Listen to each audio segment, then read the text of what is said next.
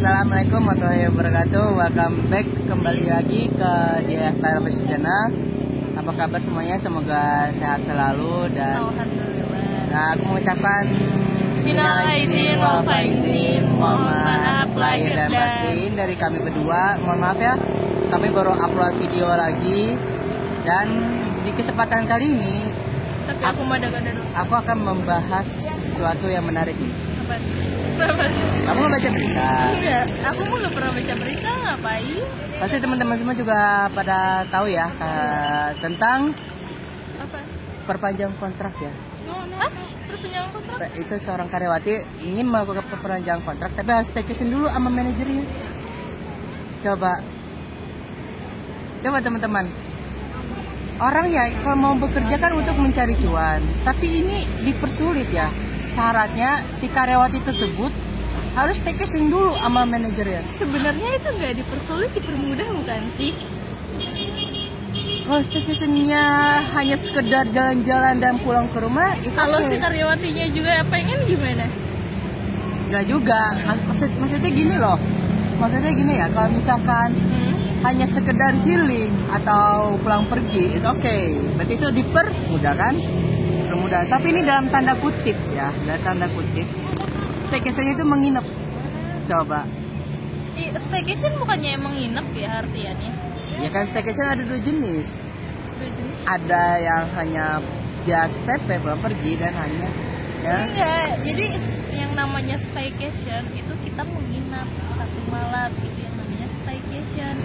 Makanya orang-orang yang pada ini kita staycation yuk, nanti kita pengen nginap gitu di satu tempat. Nah, ini permasalahannya ya. Permasalahannya kenapa perpanjangan kontraknya harus staycation terlebih dahulu? Apakah manajer tersebut ada niat terselubung? Tapi menurut berita yang beredar ya, mohon maaf ya teman-teman agak berisik. Kami di luar ambil tag videonya. Menurut informasi yang beredar itu ada niat jahat yang dilakukan oleh manajernya. Jadi setelah si karyawati tersebut melakukan staycation, keesokannya korban ini melakukan laporan kepada polisi. Anehnya gitu kan, dia udah diajakin staycation, saya udah tahu dong, berarti niatnya udah nggak bener ya kan si manajer tersebut. Tapi kenapa pas setelah melakukan dia malah melapor? Agak lucu sih, soalnya kayak logika yang tadi emang dia ucapin. Orang kalau misalnya kita sebagai ya bawahan di tempat kerja tersebut, terus tiba-tiba ditawarin sama atasan kayak, kau mau naik pangkat gak sih, mau naik jabatan gak, tapi kau harus mau staycation dulu nih sama saya. Kalau apa ya, terus menyanggupi, kalau misalnya emang menyanggupi ya udah gitu, tapi kenapa dia malah melapor? Kalau mau kejadiannya kau gak perlu staycation tapi lapor langsung gitu. Kenapa harus staycation dulu, after that melapor? Kenapa? Apakah emang gak tahu gitu arti dari kayak gitu gimana? Balik lagi gak sih ke sama ketidaktahuan sama si karyawati tersebut, bahwasannya kalau misalnya si manajernya ini udah punya niat buruk ya terhadap dirinya.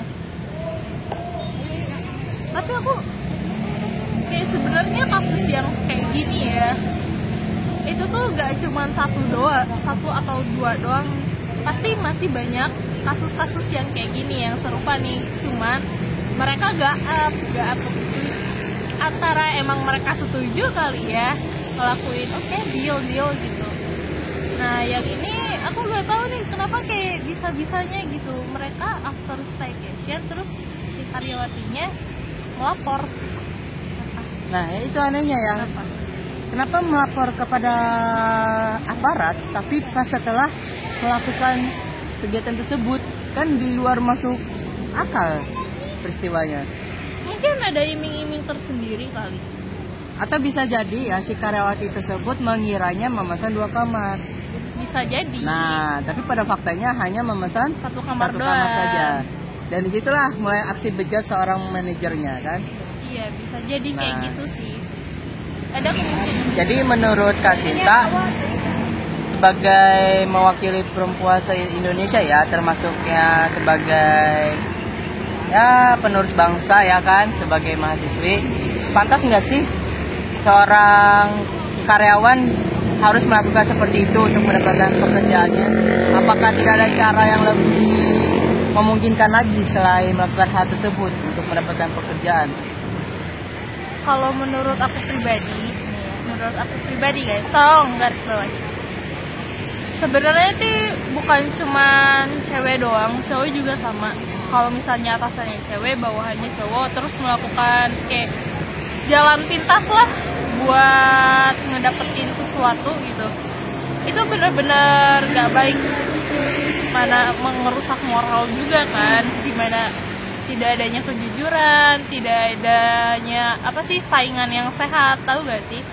Ya namanya juga tempat kerja kan pasti kita bersaing satu sama lain. Cuman kalau misalnya emang mau bersaing itu sehat lah, kayak tunjukin kalau kalian tuh kerja tuh emang bener layak gitu untuk naik jabatan, bukan gara-gara kayak dapat ini kayak gitu terus diambil lah tuh jalan pintas.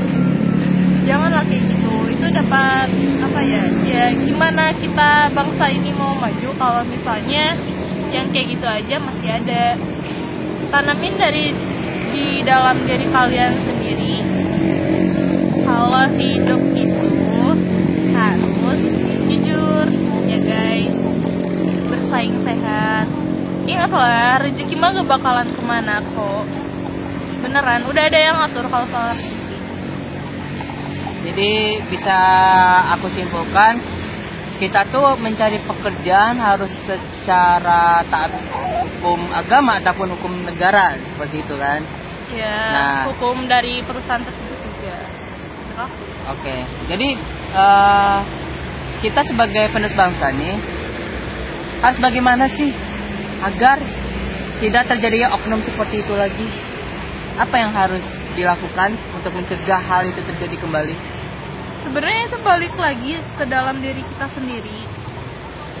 Percuma kalau misalnya kita nasehatin orang nih ya, tapi orangnya agak bebal, tahu gak sih?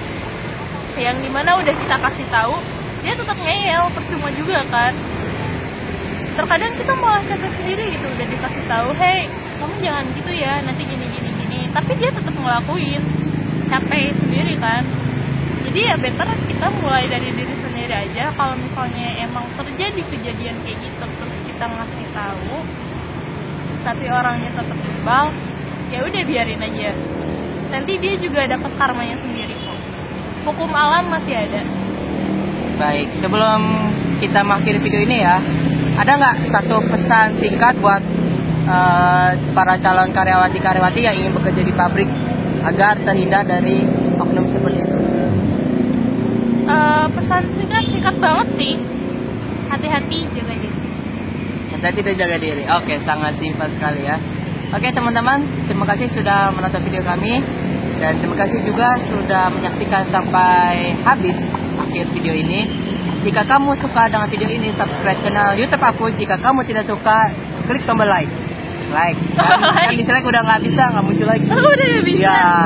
Nah jadi sekarang gantinya, kalau kalian tidak suka dengan video ini, klik tombol like. Jika kamu suka, klik tombol subscribe.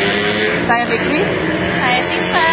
Kami mengundurkan diri. Wassalamualaikum warahmatullahi wabarakatuh.